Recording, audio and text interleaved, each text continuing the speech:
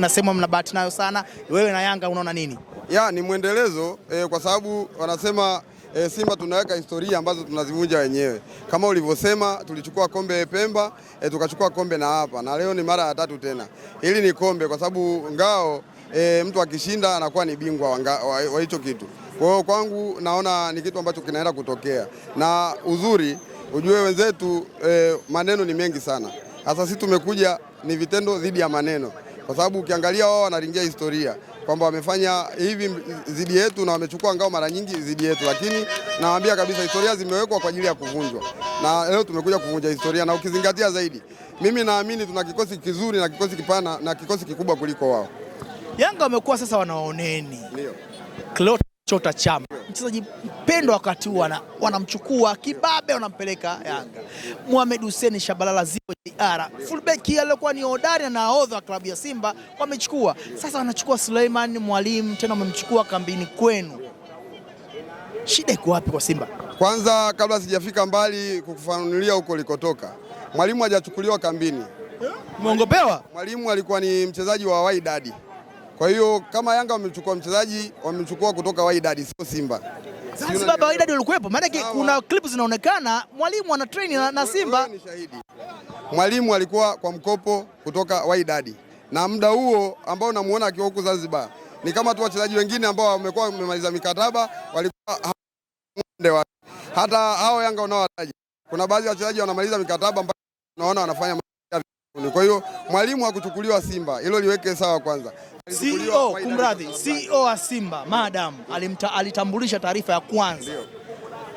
Macho kwenye screen na vita hii tumeshinda. Sauti ya mkuu wa idara ya habari na mawasiliano ya klabu ya Simba Ahmed Ali anauthibitishia umma kwamba mmeshinda vita ya kumbakisha Selemani Mwalimu. Unasemaje kama Mwalimu amechukuliwa sio kwenye mazingira yenu? Okay, kulikuwa na mazingira mazuri ya kuongeza mkataba kwa sababu Mwalimu mkataba wa mwaka mmoja na Simba alimaliza. Ukawa na mazungumzo ya mkataba wa pili. Akawa anataka hela kutoka kwa Simba, wakawa wameelewana.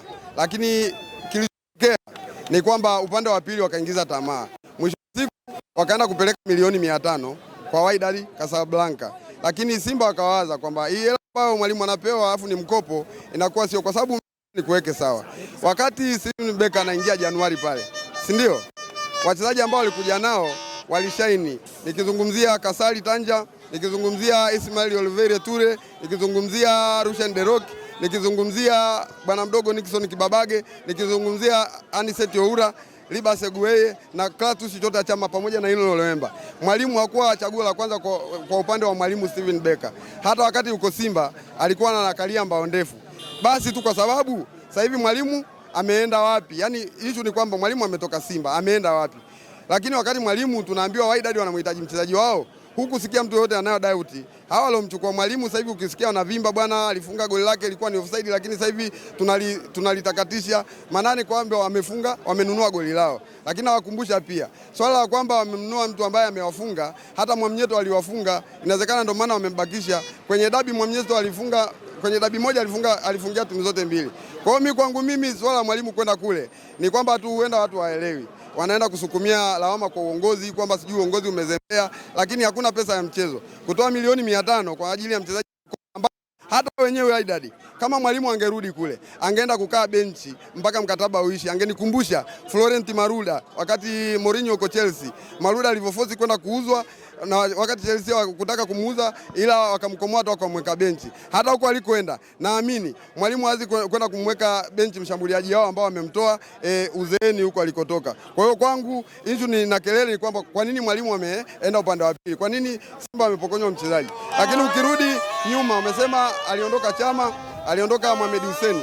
Ni kawaida kwa sababu kama wewe unakuwa na wachezaji wazuri basi lazima watu wawe waende wachezaji wako, yani wachukue wachezaji wako. Sasa ndio maana unaona kuna kipindi sio wao tu wataja. Tangu hizo za kina Kevin Yondani, tangu za kina Mkude mpaka sasa hivi bado wanakota wachezaji Simba, lakini wanakota wachezaji wa aina gani? Kwa muda gani? Ukiangalia mchezaji kama Mohamed Hussein na mheshimu sana, lakini mchezaji ambaye sasa hivi unaweza kusema ni nyani anaagaaga milima. Yaani ni maji ya jioni. Hata kwenye national team unaweza kumuona sasa hivi ni mwisho, lakini watu wanachopenda wakishamchukua mchezaji kama yule basi wanaenda kuuza jezi Yaani ni wachezaji wa kwenda kununua jezi, kuuzia jezi kama unavyoona Manchester United walimchukua Radamel Falcao akaenda kuuza jezi, akamchukua Edison Cavani akaenda kuuza jezi, akamchukua Bastian Schweinsteiger akaenda kuuza jezi. Ndio kitu ambacho wanakifanya, lakini kwa Simba yangu mimi naamini timu ambayo iko mara bado. Barikiwe. Pamoja sana.